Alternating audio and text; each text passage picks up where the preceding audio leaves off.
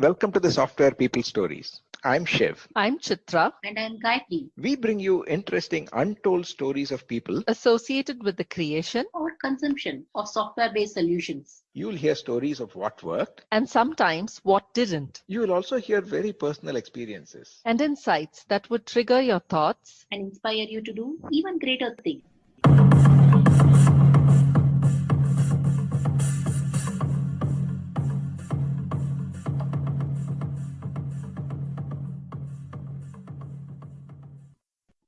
Welcome to the third episode of Celebrating Women in Technology.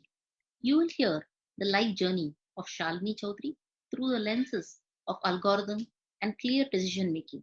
She leads a multifaceted role as Head of Technology for Caspian, a storyteller and supporter of women in tech.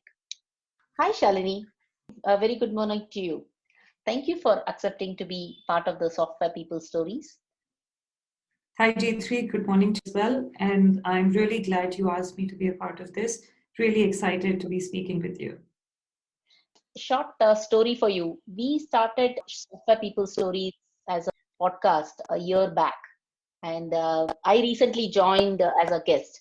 We last March, we did a series of women-based talks. And we thought, no, this is something that is useful to kind of zoom in to women in technology. So I'm so happy that we are going to talk about you and such a renowned leader you are. Thanks, Gayatri. I think you're being very kind.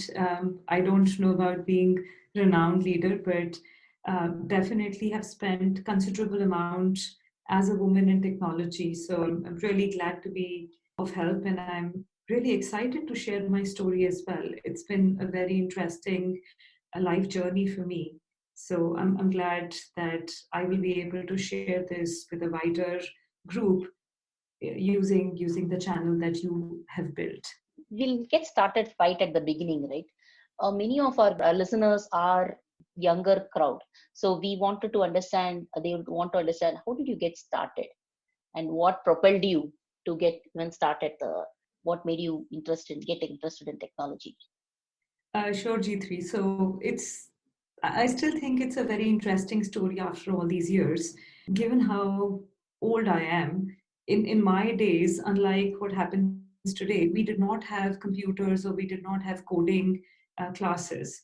And when I was in my 8th standard, our school announced that we would have a small computer lab built in and we would have computer classes.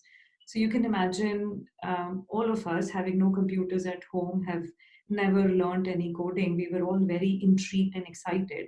The lab was built and we didn't still go into the lab. We were wondering what's happening. And then this person comes and he says, I'm going to teach you how to code. I'm going to teach you algorithms. Now, again, we had never heard the word algorithms before.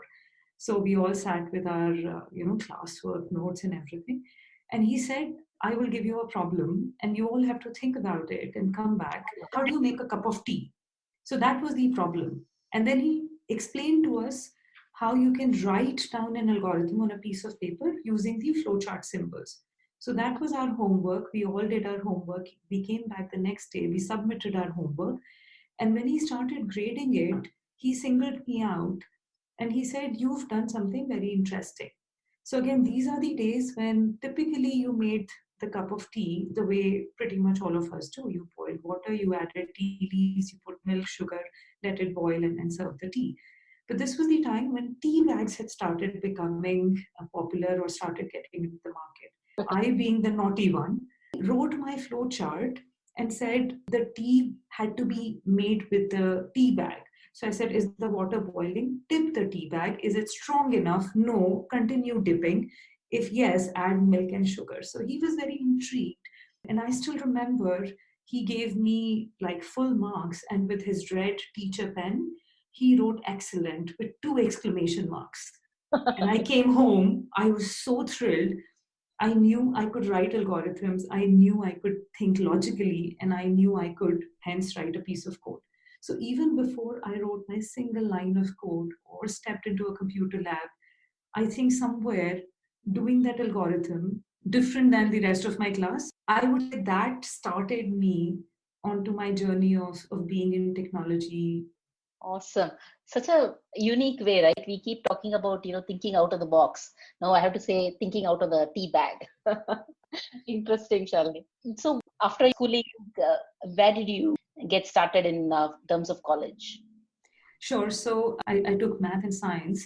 I used to wear huge, big specs. I got my specs very early on when I was in second standard. So call it conditioning, call it my mind, all of it worked together. And I always believed that I was a logical, analytical person. And having specs on me, I wanted to be a geek, right? So, the biases that get formed early in our heads. But I also did like math and physics and chemistry. So I took that and I got into engineering. I completed my electronics and communication engineering from Pillai Institute of Technology. And I think that was the first time we got proper development coding, and I learned my first set of algorithms and I did my first set of coding. Believe it or not, at that time it was Fortran and Pascal.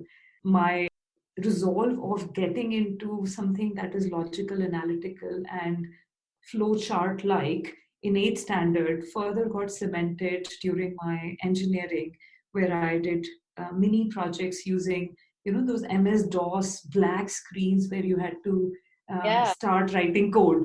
So those were my early days of engineering and early days of. Very, very interesting indeed, Shalini. My first programming language was Fortran as well. I was so impressed with the power of how simple programming can happen, and that we also were having a breadboard where we could program in the breadboard and then connect it using LED lights. After we moved into Fortran, it was so interesting to connect all of these dots, so to speak. Completely relate to you, G3, on how the whole technology and software sort of got into our heads very early on in our student career, I would say, or student life. Yeah. I see you have worked in, uh, enterprises, if you will, Infosys and Accenture. How has been that experience? So let me actually start with a little story on how I got into Infosys in the first place. Sure. So after my engineering and during my engineering, I had an unfortunate family situation. I lost my father when I was in first year of engineering. He met with an accident, and within a few hours, we lost him. So I was very determined that being the elder sister of the two sisters and then the only possible earning member of the family at that point in time, when I came back and finished my engineering, I was very determined to immediately start working. And I got an opportunity to be a lecturer in a new engineering college in my hometown, Bhopal. Okay. So I was teaching microprocessors and digital and integrated circuits, given everything that I had learned in engineering.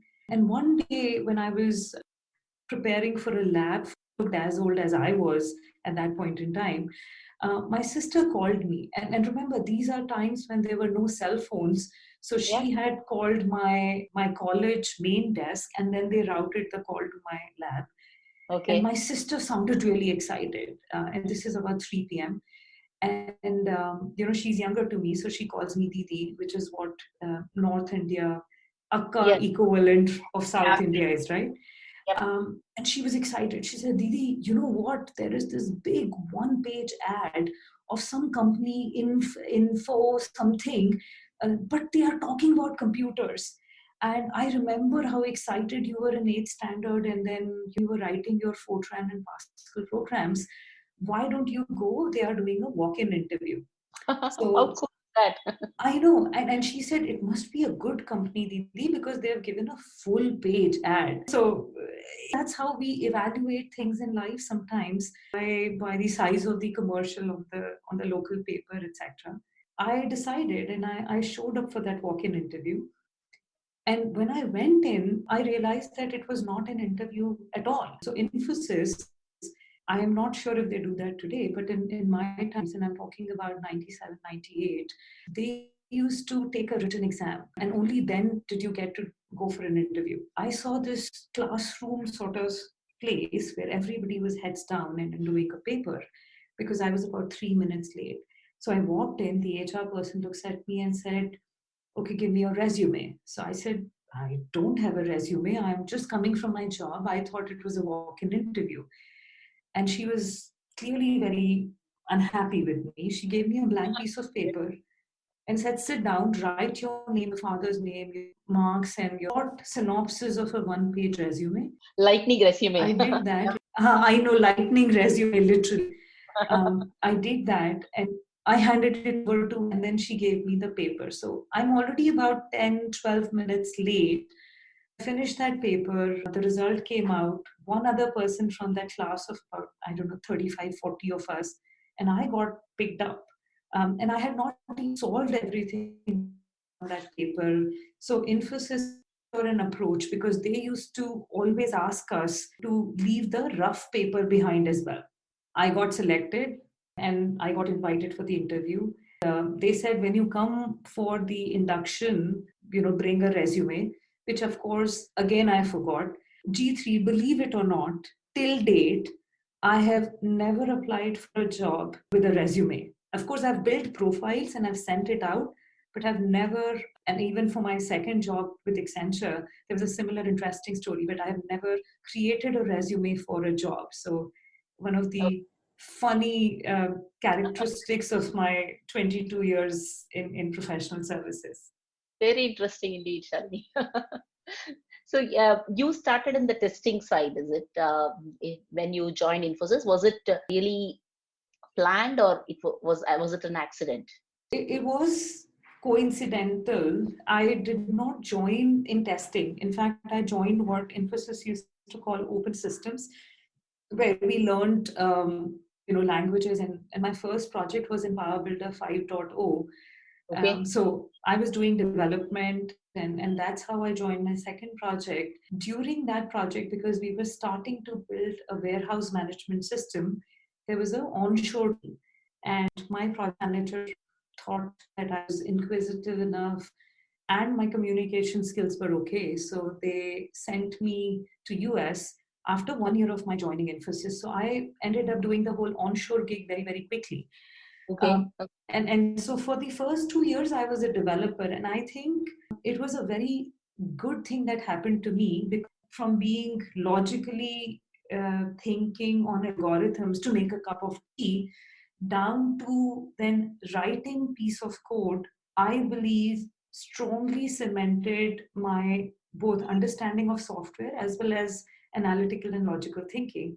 So now I'm in US and I'm doing this pieces of coding, and I was given to write a program. It was an important program for the background processes. Okay. And I finished writing my program, and there at that time we were doing weekly releases. So we did a weekly release, and those weekly releases, this is even before Agile became such a household name. Right. I don't think we even called it Agile. We were just weekly releases because we had a live system in production, and we used to get enough defects that we had to fix. And every Saturday, we would put those bug fixes in. One of those bug fixes, my program also went in, which was a brand new program, but it went in.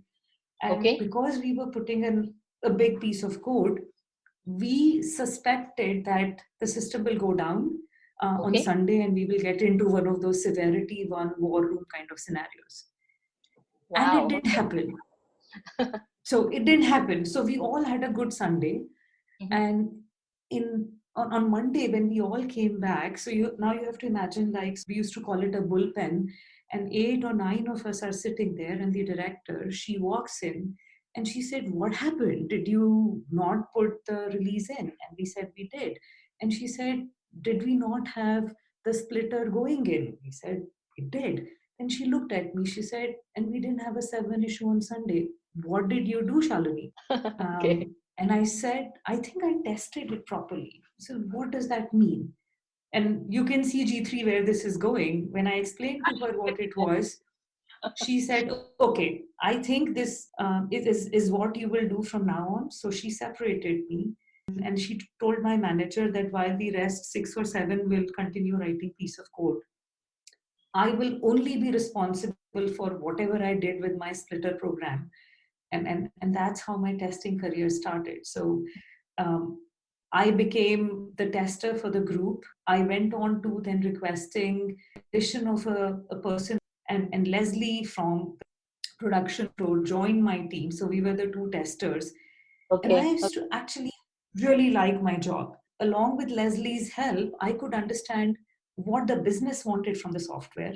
And so I would test it that way, each and every program that was being written for the weekly and then subsequently monthly releases.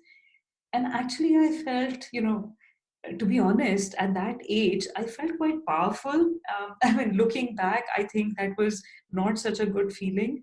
But I also felt very responsible. And I think early on in my career, I understood the responsibility of a person who ensures quality. And I was doing that via validation. Now, thinking back, quality of any application, any app, any platform that we build is so important. I learned that very early in my career. So I used to feel like I've suddenly grown up, because every time I used to be asked, should we put this in production? And all eyes would be on me. And took that very seriously. And I decided that this is what my specialization will be. And for next 20 years or so, I would say that that's what I kept up. So that's how I got into testing. And, Wow. and G3, that from a test engineer to then creating a team with that client, and becoming a test manager, to expanding that to another business unit of that same client. And then when I moved to Accenture, I did join in the beginning the testing team. So Okay. that's how I got into testing. And between Infosys and Accenture, I would say 20 years of my professional services career, 17 plus years were in quality engineering and application testing. Wow. What a fantastic story. I know that you're very well known in the independent, validation area, but I didn't know this story. How enriching. We talk about domain understanding, that testing team has much higher from an end-to-end vision, as well as finding those problems well before it actually happens, right? Have you had such instances of had those brushes with technology? Yes. And then actually, I will again share a couple of instances with you, one from my Infosys days and one from my Accenture days. Okay. So remember this project where I started my testing career, Right. and I moved to another project, and this was about warehouse management system for online orders. So this is e-commerce is becoming a very important business. Pretty much every store in US is also building an online portal. And so we were doing a project where if you bought, say, bought a t-shirt online, but when it arrived and you didn't like it, or it didn't fit well, and you could actually go and return it in a store. So we were building that whole return process. Okay. And when you return something, you should get back the exact money that you paid. So there was a Correct. small package which calculated the tax that you should be returned. Now you can So, imagine, if you live in, say, Chennai, in Dallas, in US, in Dallas, you are subject to Texas tax, versus New York, then you are subject to New York tax. So this package was supposed to calculate the tax that you were charged. Now, it being an online thing, the charge was being calculated, and it was the first time. And that was our project. And I found a bug where there was a discrepancy of 2 cents if you bought it in New York and returned it in Dallas. okay. And now, everything else is fine. The project has been tested. I am in one of those scenarios where I get called in. It's a go no go meeting, and I'm asked on Friday afternoon at 4 p.m. Whether we should go to production. And I say everything else is fine. I give the stats, how many defects we have found, how many test cases we have run. And I say, in my mind, there's a critical bug. Oh, if you do an interstate return, we are not giving back 2 cents. And I think it's very important as an organization that we do not return anything less, not a penny more, not a penny less kind of a thing to our customers. Okay. Okay. And you can imagine the development director, the director of the facility, they all looked at me. They said, how many times, Shalini, will this case happen? I agreed. I said, yes, you're right. This will probably not happen very often. But don't you think even a single customer being unhappy and incorrectly money returned is a bad thing?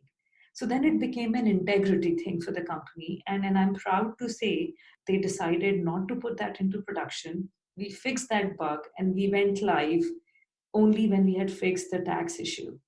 And I think, like I was saying, G3, the whole responsibility, the power, if you will, that comes with being in quality engineering, I saw the implication of it when, even though I was the most junior person, I had the responsibility of deciding what goes into production.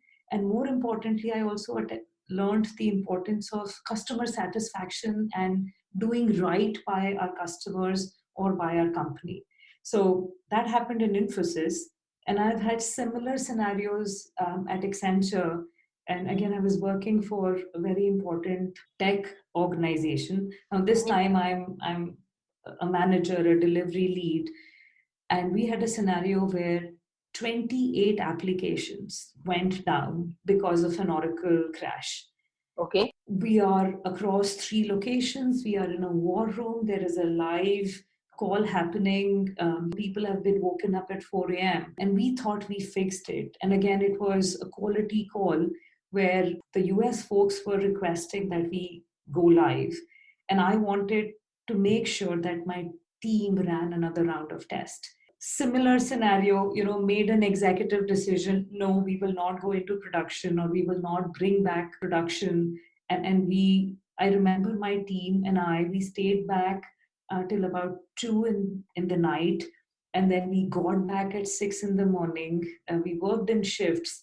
And I think around 7, we took a final decision that we can go live. It was fine. So 28 applications, all because of an Oracle database crash. We were able to get the fix from Oracle and bring back the applications 6 hours later than the first fix, because we wanted to make sure that we tested it thoroughly.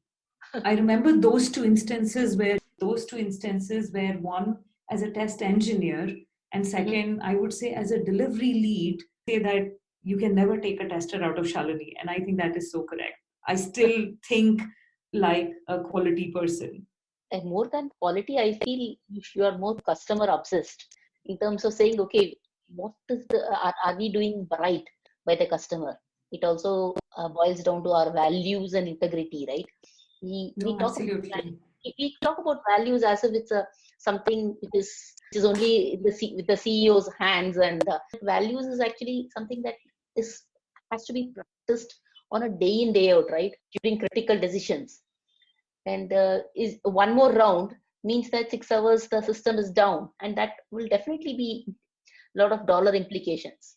So still listening to the person, to you, as well as acting upon it. It's a very, very important thing that reflects on you as well as on the company which has accepted that, right?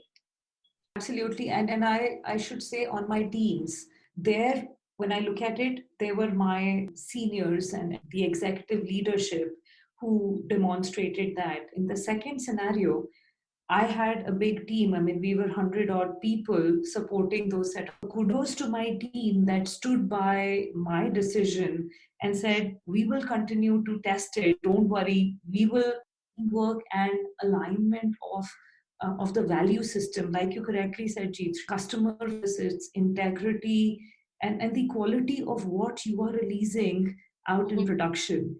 So it's teamwork, it's a team spirit that comes into play when you have to do that. And so many times it has happened with me during my 22 years of being a woman in technology, or being just a technology leader, I would say. Excellent. So I hear you saying you are working in US for some time. How has been that location played out with you, Shalini?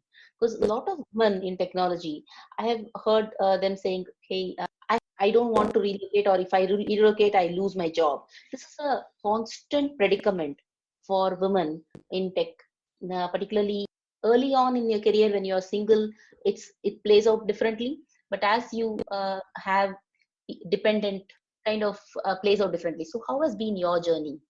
So you're absolutely right, G3. I think when we are early on in our career asked to relocate, it's an easier job. So when first time, like I was saying earlier, when I was requested to move to US for my project, just pack 2 suitcases and leave. But there have been 2 other times in my career where I have had to move, or opportunity presented itself that I had to move, and it was a decision point. So the first time it happened when I was already with Accenture. I had been with Accenture for a year, and my husband had to move to Austin, Texas, in US, and it was for his work. It was, like I said, a decision point for us. And the good thing I believe in hindsight I did was I walked over to my manager and I had a conversation with him. And I said, this is what is happening, leading the sales and solution function for all of the testing proposals that we did in India. So clearly, I had to move away from that role.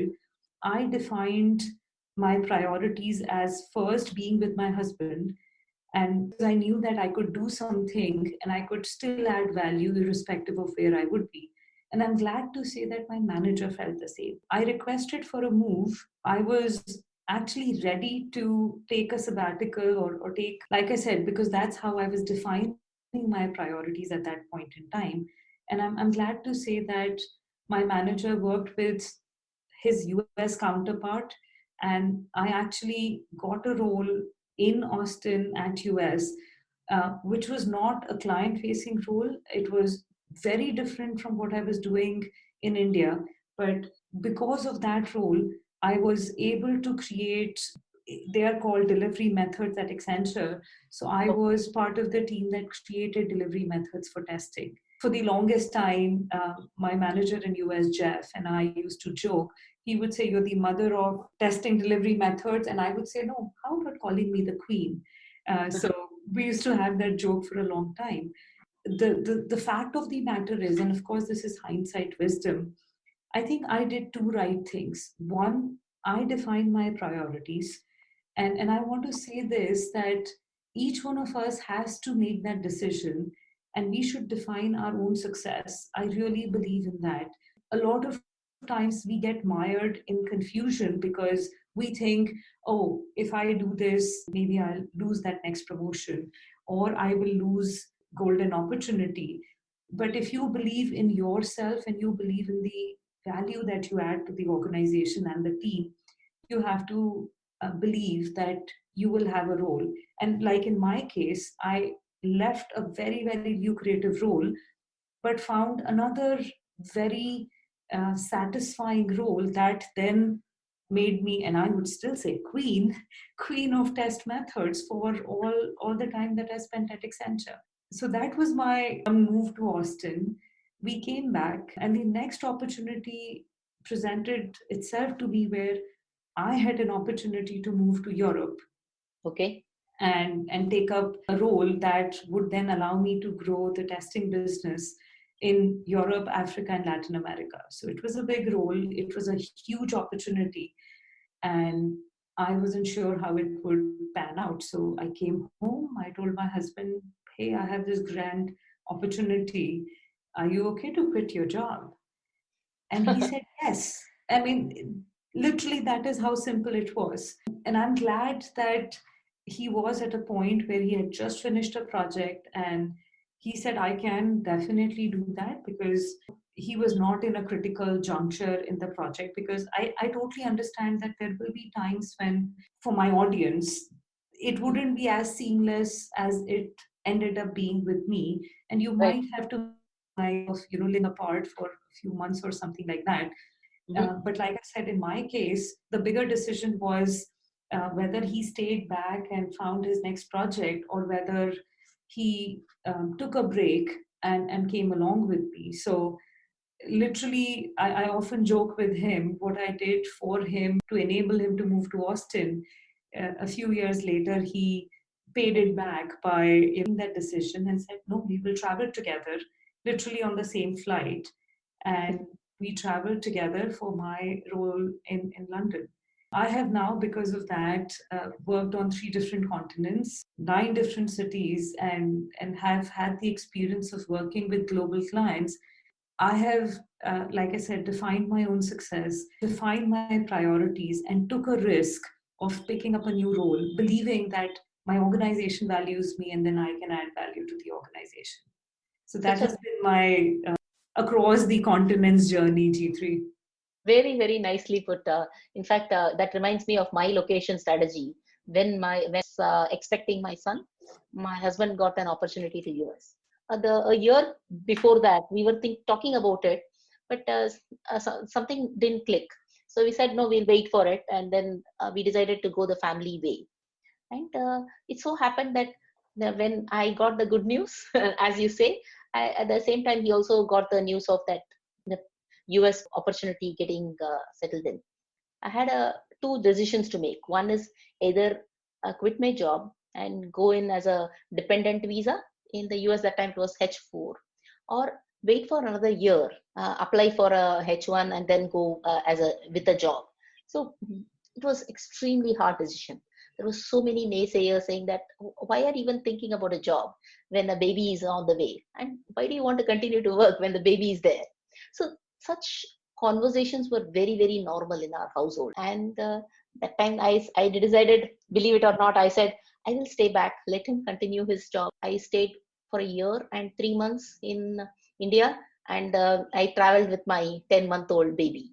So it does help to have a clear mind that things will happen, but we have to hold our patience and our fort. Absolutely brilliant, brilliant point, G3, because your story is complementary to mine, right? In our case, we said nothing doing, we will go. In your case, you said no, I will stay back. And it's all about prioritization. And it's all about defining what success means to you. I think it's very, very important. Thank you for sharing that with me. I did not know about that. So I am saying is this location as a strategy, right? Oftentimes there are more than few ways in which we can look at it, because every time there is a move, particularly for working women, both have to find opportunity at the same time, and it is a complex issue to solve. There is no one solution to it, right? Very well put. I am very inspired by your location. So when did you decide to come back to India after your UK stint?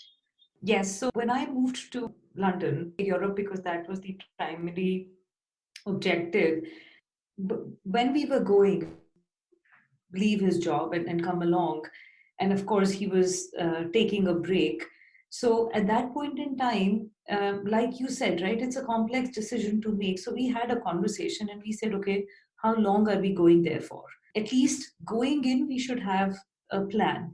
So I had the conversation with my leadership as well as at home, and we said, we will make it at least 2 years. Mentally, I wanted to make sure that my husband and I both understood that we are making a commitment, that you don't go there for 6 months and say, oh, this is not working out, let's come back. It was important for him to decide that is he okay to be potentially on a break for 2 years.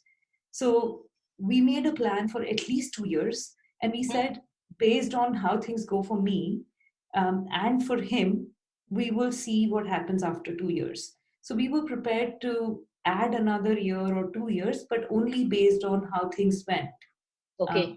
Right? So that was our conscious decision.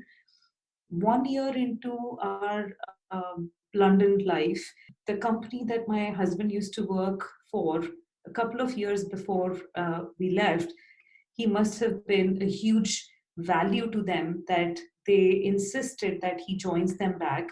And even though they did not have any office in UK or for that matter Europe, they did his employment and provided him with the facility to work from home. And he started working with them. So after about a year of being on a break, which he thoroughly enjoyed, I'm sure. Of course, it's me saying that. But I know he did, because he says that as well. He joined back his old organization. And so once that happened, we sat down, or rather I should say we walked around because in London there are so many walking opportunities, and that's what both of us really love doing as well. We used to, walk around one of the parks that was close to our house and do all this decision making. So Mhm. we were walking around and we said, okay, what should we do? And then we decided that it makes sense for both of us not to, bail out on the commitment. So he said he will go back to his organization and say that he cannot return before a year. And Okay. then for me to respect that if his organization does allow him that setup, that we go back after completing my commitment of 2 years. So that Okay. is sort of how we decided after I came back from London, after doing my Europe leadership role. Okay. Very nice. I think walking around for a working agreement, it is an awesome way to put it. I have a lot of coaching conversations as I walk. I do sometimes it's a walking with G3. Once you start walking and talking, right, many of the hidden thoughts or hidden, even our own biases come out. You open up a lot more and say, hey, is there a better way to do it rather than your way or my way? Is there our way which is better for the future? It's an awesome way to put it, Shalini. That's very interesting, GT. I never thought of it that way, to be honest. Now that you say, I'm thinking that you're right. When two people are walking together, even that little exercise creates positive feeling in your body. You're feeling active. You're feeling agile, and possibly more open to out of the box solutions, and more Yeah. open to the thinking that somebody else is presenting, as opposed to sitting across a table. Very interesting. I never thought of it that way, but yeah, now that you say it, maybe that had an interesting role to play in arriving at good decisions as well. And it's like instead of sitting in front of each other, I've seen many young couples, right? They all sit next to each other. So it's a similar thing when you're talking about as a walking together. You're actually saying you're listening more, aptly, as well as your body is also very fresh air, brings a different perspective. Yeah. So I've had successful one-on-one conversations with leaders when I walk and talk. It's an amazing coaching tip, if you will. Right. No, I totally see that. It's very interesting the way you put it. So when you return back, now you are heading the technology for Caspian, right? Tell me more about that. Sure. And like I was saying, that one of the other walk and talk conversations that we used to do was about what I want to do when I return. So when we had decided that we will go back, I had to also then think of what I would do. I wouldn't say that while we were in London. So this part of it has happened more after we came back. But I think the seed had started growing. All the long walks we did and all the life conversations, if you will, that we did. And I realized that when I returned back, so we came back in September 2017. And December 2017, I would complete 20 years of working. Being a numbers person and I like to count things, I started counting and I realized that it's like 20 years of professional services career. I have moved 18 times in 20 years. The first one being my hometown to Bangalore for my Infosys job. I have Okay. lived in 9 different cities, 3 continents. So just when you put it in numbers, it sounds like I've done quite a bit for myself. Again, defining it for myself. I'm not saying it should be quite a bit for somebody else.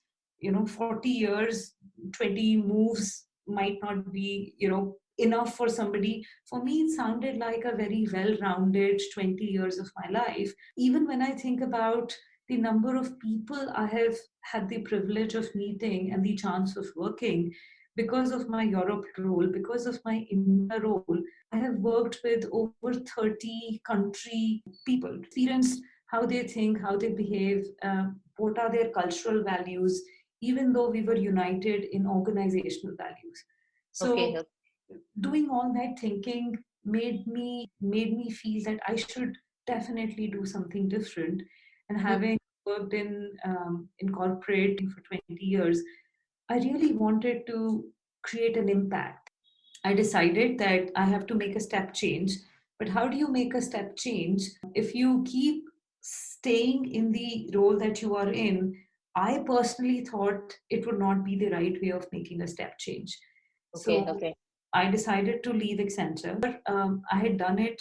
So I said, well, 11.5 years later, let me give myself that break. So I left Accenture and I said, for 3 months, I'm just going to think, what is it that I want to do with everything that I have learned over these 20 years? I defined 3 roles for myself. I said, I'm a experienced business and technology leader, so I need to create an impact using that experience. I am a very, very strong proponent of women in technology. So I said, I'm a STEM evangelist, so I need to do something about that.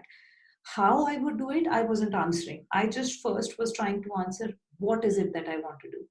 The purpose. The purpose, yes. Where you want to get started. Yeah. Exactly. And third, I said that when I looked back my career and I realized that all through my career, all through the different roles, whether it was delivery, whether it was testing, whether it was sales, consulting, I have always been successful because I have been able to communicate and tell stories. Whether it was my clients and dinner with them, whether it was my teams, or even one on one conversations with my managers, I thought I should be able to take this art of storytelling and take it out and help professionals and make a little impact if I can. I saw something was developing with me inside of me, sort of a purpose. The purpose was create an impact, pay it forward, and using the 3 things that I knew how to do: my experience in business and technology, my passion towards promoting women in STEM, and my ability to tell stories. If you go on LinkedIn and look me up, this is exactly what I define myself to be in April of 2018, and it still says that. And then I started looking for avenues to make each of those roles a reality. Reality. Okay, okay. All right. Awesome. And that is how Anita B came along. I had been a speaker earlier at London.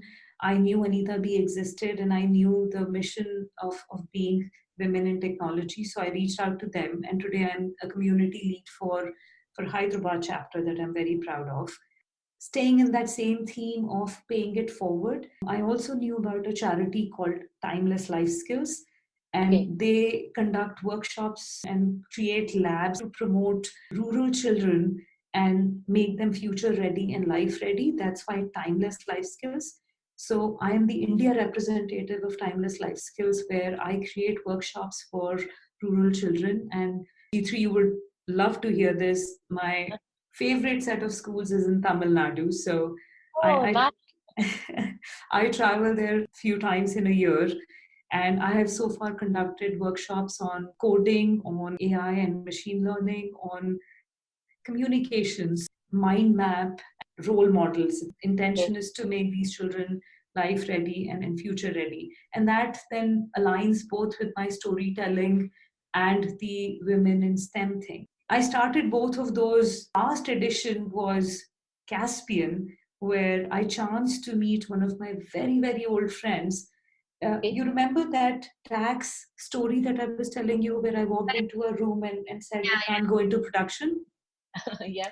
The person who was supposed to support that application, he had since then, in 20 years, changed his career and moved into finance. And he was joining a new firm at Hyderabad as a chief financial officer. Awesome.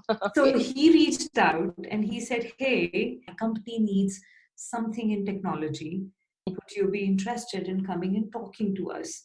So what started as a couple of hours meeting over a cup of tea with the managing director at Caspian transformed into me heading the technology for Caspian.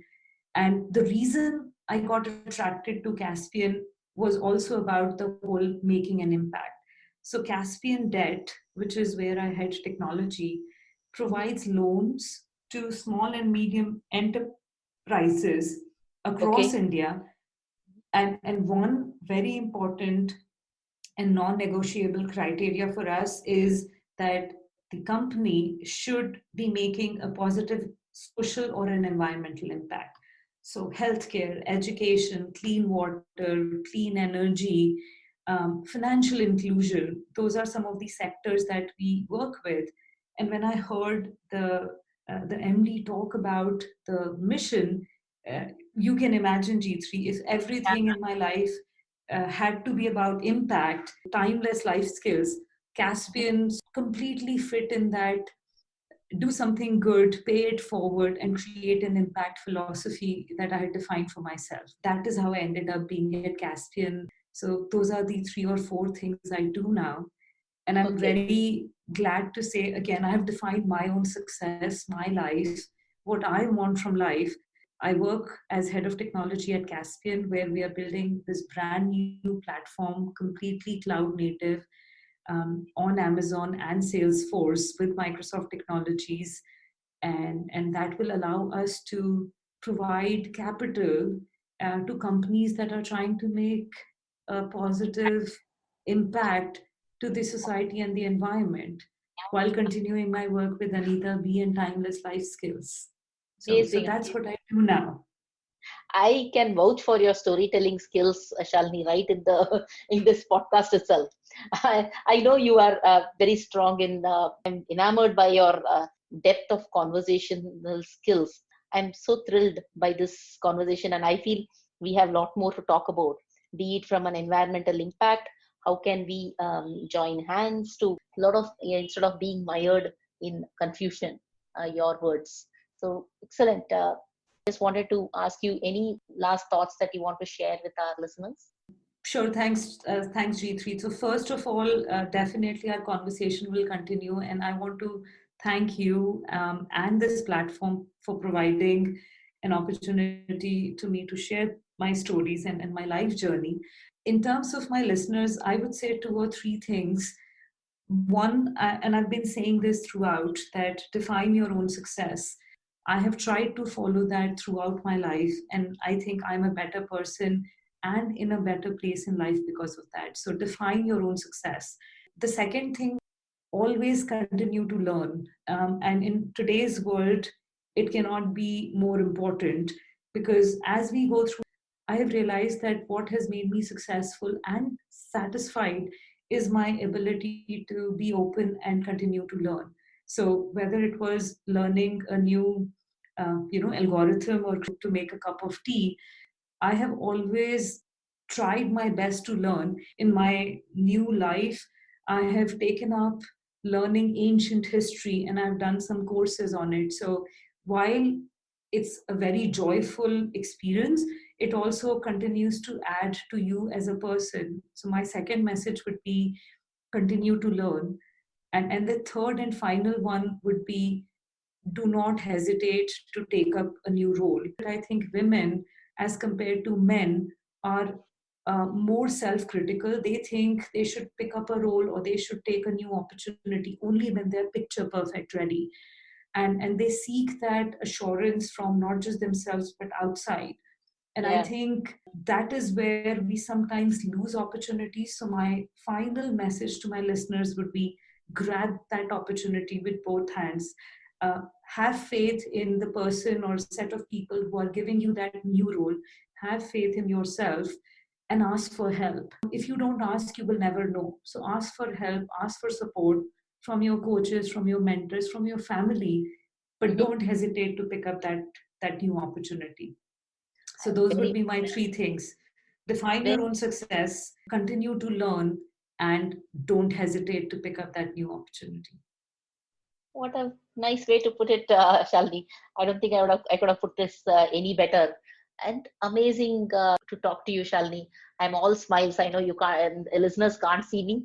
I'm smiling broadly because such a beautiful way to define your life journey as well as purpose. I hope our listeners benefit out of it.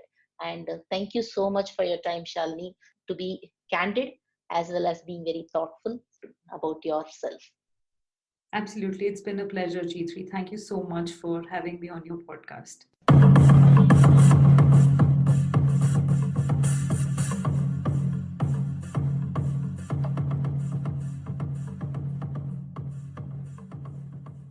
We thank Siddharth for the music and Malavika for promoting the Software People stories. If you like this episode, Please subscribe on your favorite podcast client. And spread the word in your network.